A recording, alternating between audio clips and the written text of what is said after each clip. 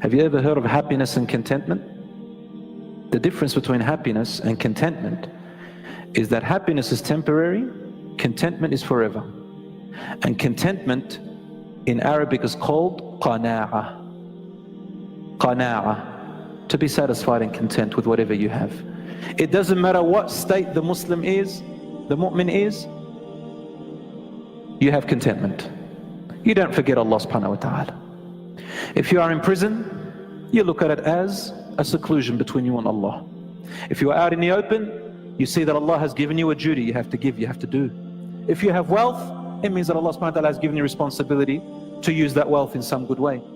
If you don't have wealth, it means Allah subhanahu wa ta'ala is testing you with poverty, and you're going to learn from it for others. Because the biggest people who really are the most humble, you'll find the homeless people. You give them, they give for some reason. If Allah subhanahu wa ta'ala gives you children, it means He's testing you with your children somehow. Or He is honoring you with the children, but it's a responsibility. He gets you married, it's a responsibility, but all the blessings come with it. If He keeps you single, again it's a responsibility. Whatever it may be, Allah subhanahu wa ta'ala is giving you tests and responsibilities, and with it you will rise or fall. It's up to you. But here's the thing, Allah will not bear you more than what you can bear. لا يكلف الله نفسا إلا وسعها. Allah will not burden a soul with more than what they can bear. This is a promise from Allah subhanahu wa ta'ala. Then how come some people say, I can't bear it anymore? Brothers and sisters, this is you making that decision.